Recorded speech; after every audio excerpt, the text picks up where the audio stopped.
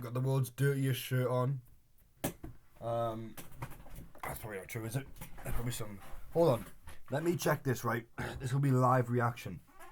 My phone, I put it on charge earlier and it was on like 1%. It went on 3% after like 2 hours.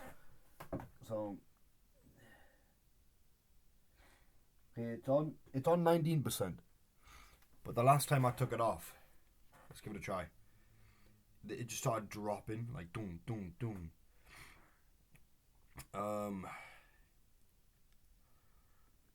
Right, well, it's not on 18% now. I don't know. I don't know what happened, but inshallah, everything will be alright.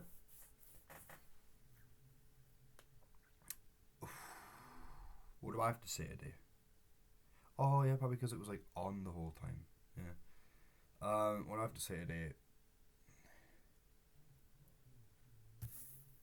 I find myself staying in until class, so I'm gonna leave at like 5 o'clock. Realized that I'd do a couple of things. I was gonna go out, but then I was like, oh well, I'll get back home late, so maybe I'll have to practice before that and do. Now I'm in the house with the world's dirtiest shirt on, so I feel dirty. I don't want to feel dirty. Um, you know, dirty pants on. So I'm gonna put these in the basket, get myself some clean lounge clothes. I think I already have some. I'm sitting on them right now. And just graft. Just try to graft. Just try to do something, man. Because it's like the day wasn't what I expected it to be. You know, I woke up late without a doubt. Last night I went to bed at like maybe 2:30. I didn't want to do that, but I found myself up quite late after I did quite a good day. And I think at that time I just wanted to actively relax. I didn't just want to go to bed and then wake up and have to do it all over again. So I think that's why today probably is the same. I woke up late because I just didn't want to get out of bed and have to get up and just start going back at it. I wanted a moment to myself to just breathe. And then eventually that put us in the wrong position because I breathed too long and all of a sudden I'm choking and I'm feeling all this weight and this pressure. And then I'm sitting there doom scrolling thinking to myself, hold on a minute, I've got to like 5 o'clock. Can I make something good with this? And I think I can. I think everyone can. I think here's like the you know what? I've been using the word a lot. I'm gonna say it again. The crux. What does it even mean? Let's use trusty Google. Crux.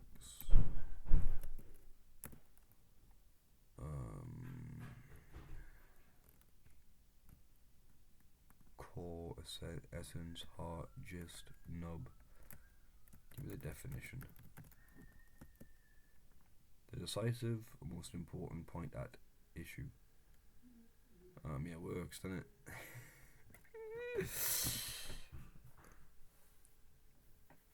The crux of the video. I think a lot of us, life, people always find themselves in a place where all of a sudden it doesn't go to plan and that's it. It's fucked. It's fucked, right? Like you woke up an hour early, ruined. Day's done, completely finished. I've been grappling with a concept recently, which is, what if you just switched everything around? What if everything was completely different? Yesterday I was in a poetry class and the woman there, God bless that woman, Hannah Lavery, so I think that was her name. Go check out her poems, sick. Unwritten Woman is actually really cool. Coming from an Orthodox Christian man, a story about Jekyll and Hyde and the women expanded on through Hannah's point of view and what she believed it would, and also deep personal poetry inside of that, with so many creative liberties. Like, it was just a really impressive book. And she said, whenever she writes a good poem and that she really likes, she'll just take out the first or the last line and see where that gets her, and just like starts again. And the way she put this was beautiful. That she said people would often describe to her that poetry is like a painting, and you can paint, and you can you know, I think the idea was to fix it, but then she said no, that's wrong. And I don't know how much she has skin in the game with the painting, but like as a dude who casually paints and loves the craft, when I fuck up, I fuck up. I can't erase that. I can't erase what I put on. But with poetry, you can keep adding, keep adding, keep adding because you've always got your previous drafts. But with a painting, you can't have a draft of a painting. But maybe if you're like really, I don't know what you have to do. You know, you have to paint the exact same thing twice. I don't know who's a lunatic who's going to do that. I'm not. Uh, and you can't quite draft. You know, you can't keep adding onto a painting because and I love the way she put this because I have a painting. I have a painting that was probably my favorite painting of all time, and it was basically just like an upward gust of smog, just a grey, cloudy area. And I looked at it and I thought that was impressive. But what if I made it like a fire? And it just I put the red in and it didn't work, and I just went over it and just destroyed it because I don't know what I did, but it was perfect how it was. And then I can't go back. I literally, I'm incapable of going back to it. But with poetry, you can just keep adding. You know. Anyways, that's besides the point. She was a fantastic teacher. Um, and her advice has helped me sort of sit on some ideas recently. And obviously the big idea was what if all was different? Like what if right now the idea I had for a day, what if I just like switched it entirely around? Said no, I'm gonna do this instead and this instead. I could, but it's about comfortability. It's about what I'm happy with. It's about what I've chosen for the day, and I've chosen something that's like what I think is my shit.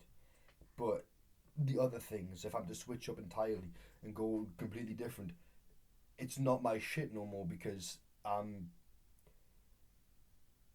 haven't got control of it like I did the previous one. I can draft up a quick plan of we'll do this, this, this, this, but it's just not the same as the comfortability. It's not the same sword, right? If I'm in a battle and I'm fighting with this sword and it breaks, I can't just pick up another one and start acting like I can hack and slash. It's just not the same, you know. It's like it wasn't crafted for my size. Like say I'm like a unique sort of knight, whatever it is. Obviously, you should be able to use another sword, which kind of fits the metaphor in a way. You should be able to pick up that sword and start fighting and be comfortable with it. That's the skill. That's a skill to do. To just be proficient with any weapon, with any outlook, with any mindset. But it's hard. It's hard to be proficient with any mindset because what happens? Well, I'm depressed. Okay, okay. That means we're doing no work. That means we're doing fuck all. That means we're sitting in bed all day watching Netflix and some cheesy romance and just scoffing down every ounce of kebab that Newcastle has in like a good 100-mile radius. And it's a 100-mile radius. Even that's fucking massive when you think about it, because it's like 100 miles up, and it's always 100 miles away. Yeah, that's massive. I'd say 20 miles. Why not? Anyways, it's just hard. It's hard to get a grasp of it. It's hard to get a grasp of these mindsets, and it's hard to be so adaptable and be so changeable and so fluid. But I think it's a good thing to have, and it's a good thing to have, especially when you grow, because when you grow, you'll have kids, and when you have kids, I mean, does God know the fucking level of uncertainty that brings, you know? All of a sudden, my kid starts coughing, and I'm going crazy, like he's gonna die, and I start trying to help my kid. All of a sudden, it's just a light cough, you know. My kid just looks at it and he's choking on a Hot Wheel, you know. There's a level of uncertainty there, so it's always good to grow and be able to have all these proficient things in your tool shed. I hate the word discipline, but to be able to mold yourself with many different mindsets, continue to get things done that need to be done, or to be proficient, you know, not out of discipline but out of love. I feel as though, like, how good would it be if I could be the most depressed I've ever been in my entire life, you know. imagine if I could hit rock bottom and still be so deeply in love with the people of the world, with the gifts of the world, with everything that I have, that I'm able to pull myself out. And you have men and women who struggle deeply with alcohol, drugs, and so on, and you have people who hit rock bottom all the time, and can't get out of it, and they leave this world, and it's a deeply sad, tragic thing, and it shouldn't happen. And I think that I'm no better, and everyone, literally everyone, is no better. I think so many of us, when we hit rock bottom, are at rock bottom and we refuse to get back out. But the only thing that does stop it is time. You know, just staying alive long enough to not kill yourself or to do something stupid, and eventually your chemicals will maybe balance, or you'll have friends and family that seem to say the right things.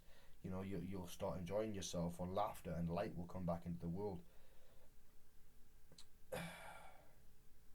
you know we're all weak individuals, we're all struggling individuals, and like today, I have to say that none of the position I'm in right now, the position I'm sitting in right now, is like I'm no better than the druggie who seems to be down on his luck for the 18th time and just wants one more hit because, fuck me, that's the only comfortable thing he knows.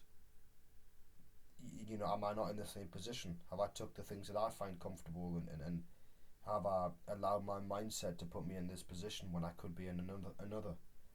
Yeah, but will I look at that thing and let it hold shame and guilt and pull me down even further? Absolutely not. Uncle Iroh, the goat, you know what he said. And I'm not going to say it. If you get the reference, you get the reference. You should obviously get the reference.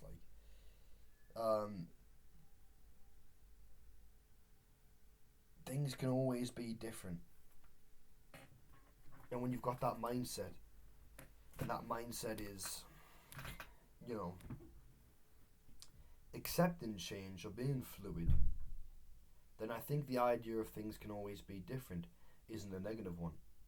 You're sitting there with your lovely wife and your kids. Oh yeah, things can always be different. They could all die in a fire. Like, it's not Manchester by the sea. So I'm here right now and I'm struggling, and I feel like I could give the day up and just let it go away. But, as a person, I just want to say no. I want to say, well, what if things were different? So I'm going to choose to stay in all day until 5 o'clock and do stuff in the house. I say all day. I've got 3 hours. That's definitely put a tab in it. Well, I said there was a crux for the video and I completely forgot it. Honestly, I'm making a new crux. Like, you will find yourself in a position where you want to do something in life, and all of a sudden it doesn't happen, and I think that can ruin whatever it might be. I'm thinking, like, you go downstairs to get a packet of crisps, all of a sudden you run out of salt and vinegar, all you got is ready salted. Fucking shoot me in the face, I'm not even ready salted. Or you could have the love of your life all of a sudden, just rip your heart away. Or you could have someone die so close, so dear. Or the weather could just be shit that day when you thought it would be decent. Don't let these things affect you. You gotta hold in your peace. You gotta have love regardless. You've gotta love so much that these things don't matter. So a video earlier on which was like, you gotta love aggressively, and I completely agree with that. Last night I was coming back from the match. I wasn't at the stadium, but I was just watching it in a pub with a couple of lads, and honestly, I knew the match was on, but I didn't know I'd get there at that time. So I just sat and decided, right, it's Barcelona. Unbelievable match. Unbelievable match. Newcastle played the best I think I've ever seen them play in my life. In my life. Genuinely. against Barcelona, against a team like that, who at any moment can just turn the tides. Mind you, they didn't turn the fucking tides. It was the ref. It was the ref. Pen in the last 30 seconds. We were laughing the entire game saying Newcastle's playing the greatest game they've ever played. And here comes the ref. Watch him do something. And he does it. Fucking hilarious. You can't help but laugh. You just genuinely can't help but laugh. And I'm biking back home after the match. Everyone's rushing. Traffic's what it is. And I'm in a bus lane. This goes to show. It's 7-7, right? So after 7 o'clock, they can you can ride in bus lanes in the UK, and it's like 9-ish o'clock, maybe pushing on 10. I'd say like maybe 9:30. And this guy comes in the bus lane, and like mind you, yeah, okay, 7-on-7, but the bus lanes are fucking abysmal, and I find myself always like New Bridge Street next to Biker Bridge. There's always like 3 or 4 divots, which you've got to completely avoid, because if you're on a bike, you don't want to just go and then just keep driving, which is literally what it's like. One time I remember driving there on the bike, and I genuinely must have like descended into hell and rose again just for a pothole, and I swerve out the way of this pothole. This driver just lays on the horn. I turn around, I say, Alhamdulillah. Like, what are you doing? What are you doing? I start waving him down, like, oh, stop, like, let's talk. I'm like, they had no reason to be this mad. And as I'm going down, mind you, roadworks are perfectly clear. You got bus lane, you got a bike lane, then you go onto the bridge. And every driver under the sun is not going to go down 5 or 10 miles for a biker because, well, for some reason, every driver on the planet, as soon as they get into a car, they have an ego bigger than, well, the devil himself. And they think that because you're going at a certain speed that doesn't match their desires, then all of a sudden you're the one in the wrong, right? You're not following the rules because the rule says I can fucking blast up this road, and you're in the way. And it's after a match and I'm mad. I watched the Pen too. I watched Ramsdale dive left and Lamine Yamal act like he did the greatest thing of all time. I'm also sick of that fucking kid. I'm happy though. Why would I let that change my life? Why would I let that hurt my peace? Why would I let that ruin my entire day, my entire week? Who gives a fuck? Who gives a fuck? It's entertainment at the end of the day, And the people who say, no, it's not. Well, culture's culture, and I think that we have to have deep reverence and deep respect for culture. But if your culture makes you worship a football match, it makes you get that emotional about it, lad, it's not fucking Rome, is it? We're not the Colosseums. Even the Colosseums, it wasn't even that deep, right? So just don't make it bigger than what it actually is. And all of a sudden you wake up an hour late. Don't make it bigger than what it actually is. Be. I mean, I think you'll learn through just going through it so many times. Become somewhat adaptable and malleable through love.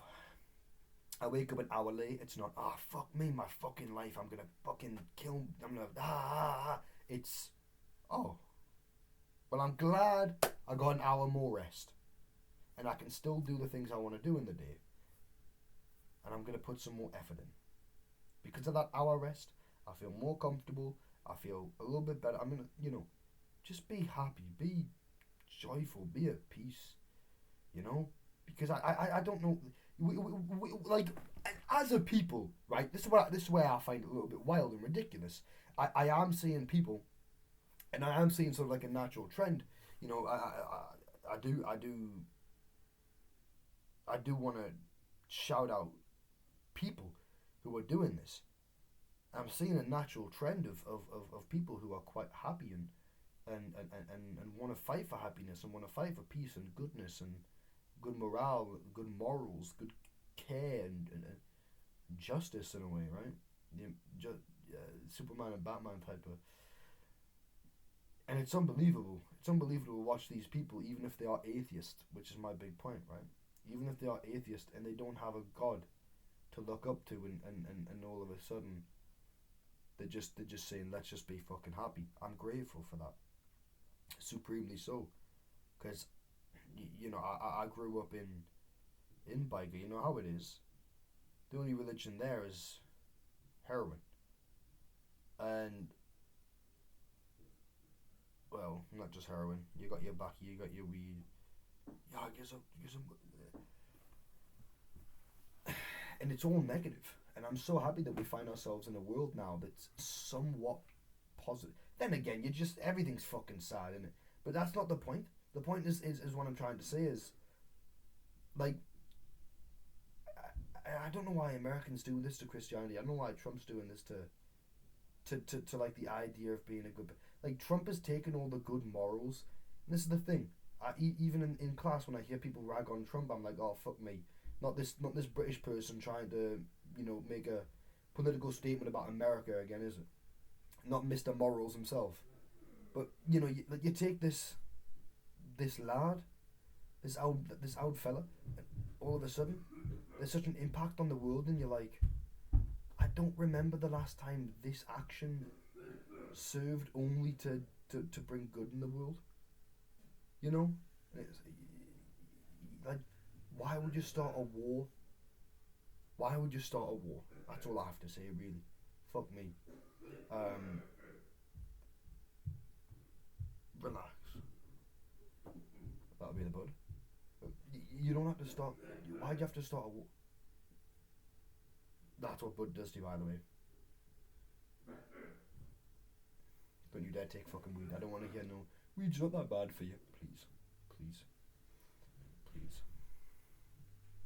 Have some love for yourself.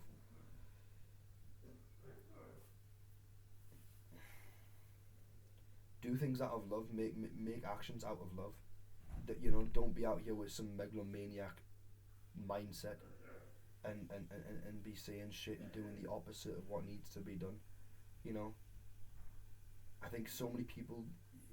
It's a vast world with vast cultures that all seem to be interconnected and somehow like wanting to be globalized but not at the same time. And it's like I don't care if you're like a black lesbian, trans bald person from New York, right? And you've just got these fucking like social communist like you've got all these like crazy but also you come from this house and you've eaten this food growing up and we're completely different people, but at the same time we're not. You know, um, you've got some Russian lad, some big Dostoevsky fella. I don't know how to put it. There's so much of it, and all our cultures are so unique and so like beautiful, and we're gonna clash on so many different things. Just like the day is gonna try and clash with it in so many different ways, right? We're gonna wake up an hour late. All of a sudden, I'm talking to somebody. We have a different opinion, and it's like, okay, these things can be issues. Things can always be issues, but if they can't be overcome by love, that's not the issue's fault. It's your fault. And I understand someone's gonna say, "How retarded is that? My nan's dying of cancer. How can I overcome that with love?" Fuck me, lad. Don't pull me into that one. But I 100% believe. Fuck it. Let me be delusional. If everyone is allowed their own opinion, and I'm not sitting here with no fucking EDL, kick out the Muslims and or I'm not out here with let's be globalized. I'm not out here with like a really left American or really right British or I'm not an Islamic terrorist. I'm not Christ himself. I'm just a normal person fitting in my little category. And it's like, let me be crazy in my way and in my life, my outlook. If you want to call it my politics, I think love conquers all, right? I think as long as I have the mindset that love and goodness and peace and joy, and I believe in the human. I believe in the human. I believe in the heart. I believe in the beauty of what we are. I do believe in it, and I think that's gonna fuck me. That's what Bud does to you, by the way. If you can hear that, not worth it. It's not worth it. But you know, if you keep the love, just keep love and keep it with you for a long time, and it'll sort out your daily struggles and it'll sort out your big things. You know, love will help you mourn, and it will help you remember those you've lost and never forget them. Love will help you produce a good amount of work for the day. Yeah, literally never do good in your life. Love will help you in every way. I'm not going to go into every way, but love will help you in every way. Love will save. Love will save. You know, don't let things destroy the love you have in your heart so easily. You know, you should always be at that base level of being truly in love with the life that you live, blessed, happy, grateful. And if you let things come and destroy that,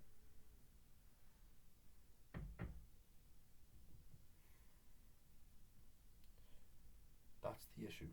And I'm not going to say it's anyone's fault when that happens. I don't believe it is. I believe we're in a fallen world, so I think I'd just put all the eggs in that basket and say, fuck the fallen nature, fuck the ones who did it, but it's not us.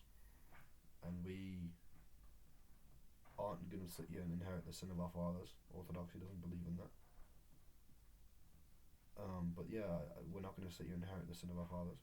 We're going to create a better world, and we're going to be better people, and we're going to do better actions, and we're going to be kinder, more loving people. And in this day and age, it seems like it's very hard. But that doesn't matter, because it doesn't matter what time I wake up. It doesn't matter what war's going on.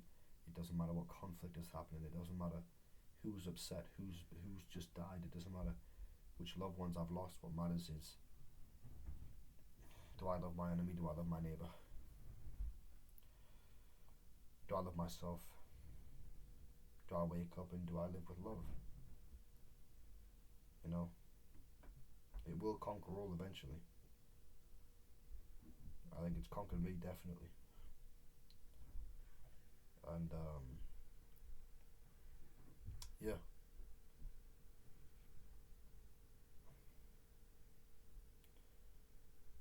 just don't let it get to you too hard. Don't let things get to you too hard. Always come back to it and love. You know, always just come back to it. Come back to the remembrance, the thing that we all know, which is love exists. The depression is the outlier. Brought the speaker back. I don't know. Fuck my life. He came in here muttering. Stunk a bud. Mind you, this is not a video where I'm gonna go off against my brother, but it's 2 o'clock. And I'm hearing this man cough and zone, and even if you are gonna do drugs, 2 o'clock? Do we not have things to do? You know, this video was a mess mentally. I mean, I genuinely, I'm embarrassed to hear all that stuff, but it's more out of love that I need to be concerned with it. What I was going to say earlier that I didn't actually say was, like, do we not know that depression is the evil thing, is the wrong thing? Do we not know in society now that, like, regardless of religion, that the anger is an unjust emotion, that jealousy and violence are wrong? You know, do we not know that these are inherently the wrong things to do, and these are the wrong things to take action on? Drugs are wrong. They are incorrect consumption. It's not good for you. taking bud, some black tar, you know, having a tab. Having a tab's not good for you. I'm just having a tab. Having a vape is not good for you. None of that's good for you. Get your head out the gutter. Do we not know that all these things are bad for us? I'm not sitting here saying be a purity culture. I can accept we got flaws, we got this, we got that, but it's not purity culture to say, you know, and I'm not sitting here trying to narrow the whole world down inside of a funnel and say, but I think I'm saying the obvious.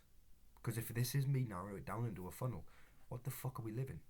What the fuck are we living if someone says it's just to be mad, that it's okay to take some black tar? For what? For whose sake? For what? Have you gone fucking mad? Have you gone mad? Because that's a word that lacks love. Anger is a lack of love. Taking drugs is a lack of love. You know, especially taking drugs at this time in the fucking day. Having a tab is a lack of love. Do you not love your body? You know?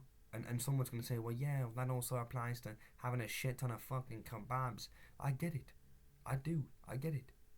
But how? Like, I'm not a spacker. Like, how? I'm not a spacker. Like, be fucking realistic. You know that drugs are wrong. You know that anger and depression, all this stuff, is wrong. The issue is that they have a hold on.